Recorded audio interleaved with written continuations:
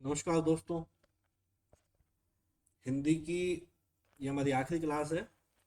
हमने वाक्य शुद्धि तक चीज़ें देख ली थी। अब हम नेक्स्ट दो से तीन छोटे छोटे टॉपिक है जो एक बार देख लेते हैं। एक हमारा टॉपिक है वाक्यांश के लिए एक उपयुक्त शब्द। मतलब एक हमें कोई लाइन लिखी हुई मिलेगी और उसके लिए एक शब्द क्या हो सकता है, वन वर्ड क्या हो सकता है, वो हमें देखना है। जैसे एक मैं आपको बताता हूँ, जैसे जिसका इलाज न हो सके, तो इसके लिए उत्तर क्या आ जाएगा? असाध्य। तो जैसे एक है कम या नपातुला खर्च करने वाला। मैं आपको चार ऑप्शन देता हूं। मिति, मितव्ययी, अल्प खर्ची और न्यूनी। तो हमारी सामान्य हिंदी की समझ है कि इसके लिए जवाब क्या होगा? मित व्ययी। एक और हम देखें, जैसे किसी टूटी फूटी इमारत या बस्ती का बचा हुआ भाग। चार ऑप्शन यदि हम देखें तो एक होता है भग्नावशेष, एक उत्तर आया खंडित, एक आया खंडिताकार और एक आया भग्न। तो आप सोचिए इसका उत्तर क्या होना चाहिए। इसका उत्तर क्या हो जाएगा? भग्नावशेष। ऐसे ही एक है, जैसे जो शत्रुओं को मार डालता है। शत्रुघ्न,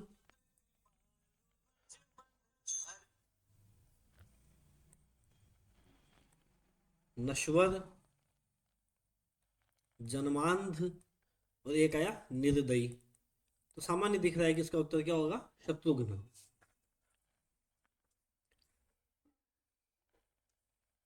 तो इस प्रकार के सामान्य कुछ वाक्यांश आएंगे जिनके लिए हमें एक शब्द बताना होता है। तो सामान्य सा टॉपिक है, हम आराम से कर लेंगे। कुछ एक सवाल और देखेंगे तो समझ में ये चीज आ जाएगी। जैसे त्रिकालदर्शी, जो तीनों लोकों के बारे में जानता हो। एक होता है किंवदंती, यानी जो लोगों के द्वारा कही जाने वाली बात हो। इस तरह से तो इसको अपन बोलते हैं वाक्यांश के लिए एक उपयुक्त शब्द। एक हमारे टॉपिक होता है पारिभाषिक शब्दावली।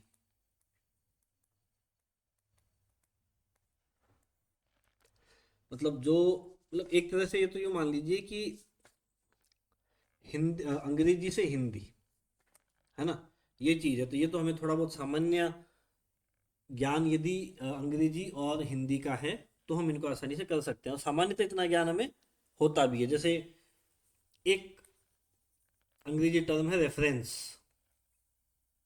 तो आपसे पूछ लिया भाई इसका मतलब क्या होता है, ऑप्शन दे दिए प्रतिभूति, एक दे दिया संदर्भ, एक दे दिया पंजीयन और एक दे दिया परिवीक्षा।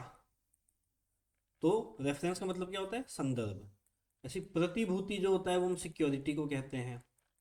पंजीयन जो होता है वो रजिस्ट्रेशन को कहते हैं। परिवीक्षा, प्रोबेशन काल को हिंदी में परिवीक्षा कहते हैं।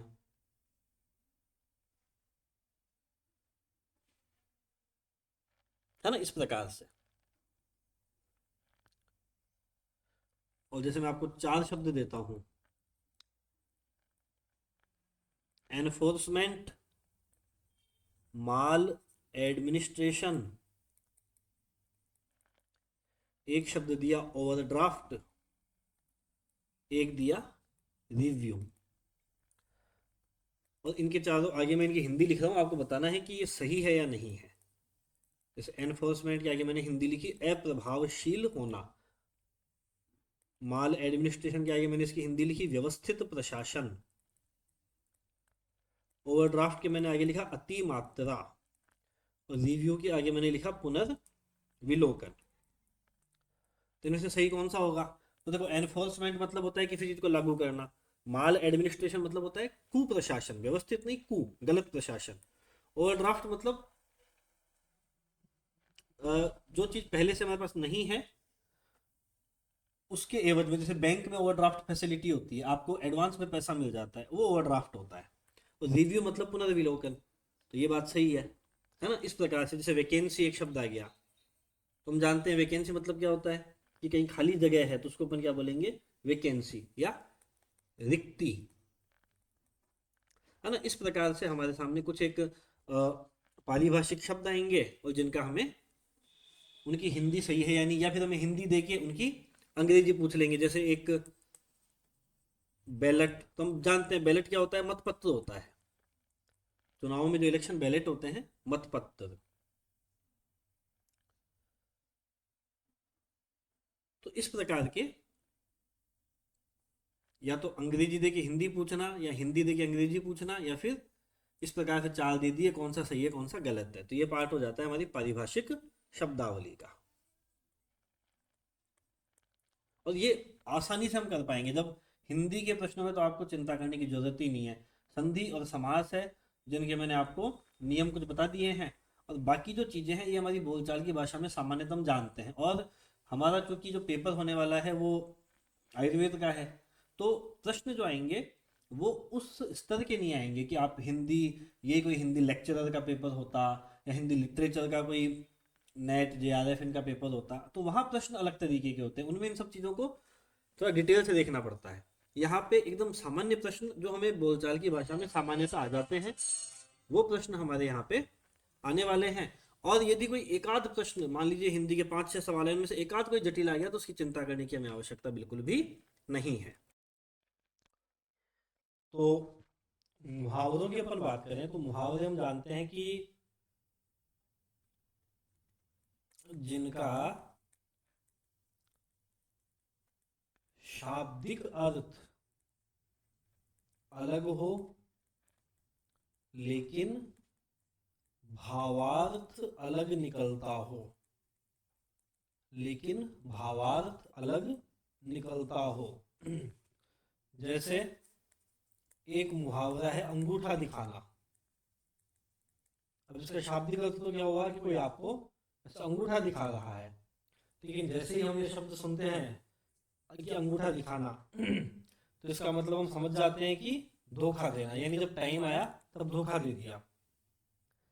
जैसे परीक्षा में आपके जो पीछे आगे बैठने वाला है, उसने आपको कहा था कि हाँ परीक्षा में मैं तेरे को बता दूंगा, और जब परीक्षा का समय आया, बैठे थे तो हम उससे पूछ रहे हैं और वो ध्यान ही नहीं दे रहा, सुनी की अनसुनी कर रहा है, मतलब उसने समय पे क्या दे दिया, धोखा। तो इसको हम क्या बोलेंगे, अंगूठा दिखाना। ऐसे एक मुहावरा है आंखें चार होना। अब आंखें तो दो होती हैं, तो चार कब हो जाती है, जब दो अपनी और दो सामने वाले की, ऐसे आंखें मिल जाती है, कितनी हो जाती है, चार, मतलब आमने सामने होना। कि जैसे ही राम सीता से मिले उनकी आंखें चार हो गई। और ऐसे ही एक जैसे पगड़ी उछालना, तो हम जानते हैं कि पगड़ी क्या होती है, एक तरह से सम्मान का प्रतीक होता है। तो पगड़ी उछालना यदि कहीं भी शब्द आ जाए तो इसका मतलब क्या होता है, अपमानित करना। जैसे एक आपने सुना होगा मक्खियां मारना, कि वो तो बैठे बैठे मक्खियां मारता रहता है। इसका मतलब क्या होता है, कोई काम धाम नहीं, निठल्ला बैठना। जैसे एक मुहावरा है दाल में काला होना। अब प्रश्न आएगा कि इसका सही अर्थ क्या है, आपको चार ऑप्शन दे देगा कि दाल में कोयला गिरना, या फिर काली दाल होना, या फिर एक हो गया प्रतिकूल कार्य करना, एक हो गया गड़बड़ होना। तुम्हें पता चल रहा है कि दाल में काला होना क्या मतलब होता है, गड़बड़ होना। तो ऐसे मुहावरा देके उनके अर्थ पूछ सकता है। एक तरीका हो सकता है कि आपको अर्थ दे, जैसे बहुत कम के लिए उपयुक्त मुहावरा। पहला दिया ऊंट के मुंह में जीरा,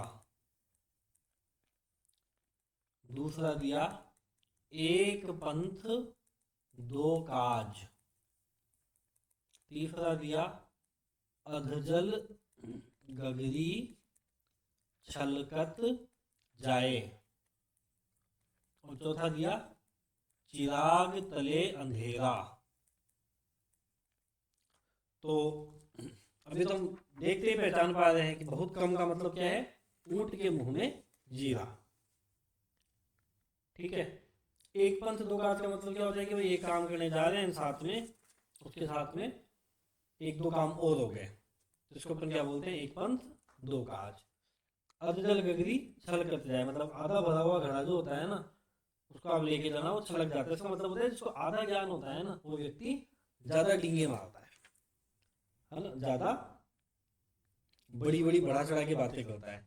और चिराग तले अंधेरा, मतलब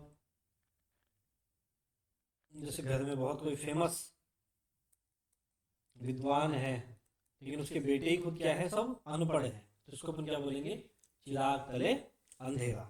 इस तरह की चीजें होती है। तो आसानी से हमने बहुत ये पढ़े हैं, सुने हैं, हम बोलचाल की भाषा में प्रयोग भी करते हैं, तो इनमें कोई समस्या हमें नहीं आएगी। और मुहावरे के बाद में हमारा जो आखिरी टॉपिक आता है हिंदी में, वो आता है लोकोक्तियां। लोकोक्तियां मतलब होता है कि बोलचाल की भाषा में समाज में कुछ ऐसे वाक्य जन्म ले लेते हैं जिनका एक बहुत गंभीर अर्थ होता है, और सामान्यतः ये बहुत लाक्षणिक शब्द होते हैं। अगर आप लोकोक्तियां सुनेंगे तो आपको सुन के मजा ही आ जाएगा।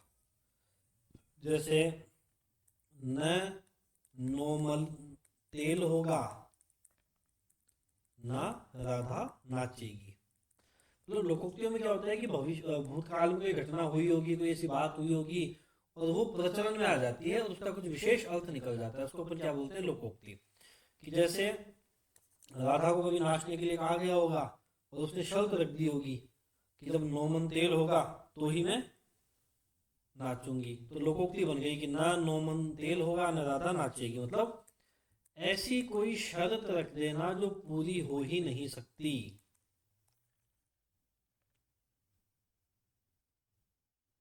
इसको अपन क्या बोलेंगे, न नोमन तेल होगा न राधा नाचेगी।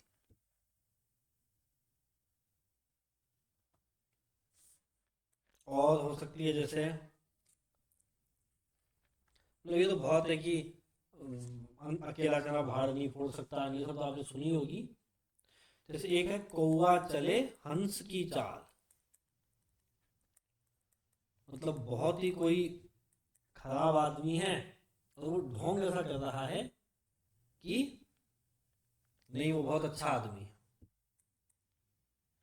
जैसे कोई आदमी अपने को पता है कि एकदम बहुत झूठ बोलता है, कभी सच बोलता ही नहीं है, और वो आके बातें ऐसी ऐसी करी कि नहीं मैंने तो कभी झूठ बोला ही नहीं है, मैं हमेशा सच बोलता हूँ, तो ये क्या हो जाएगा, कौवा चले हंस की चाल।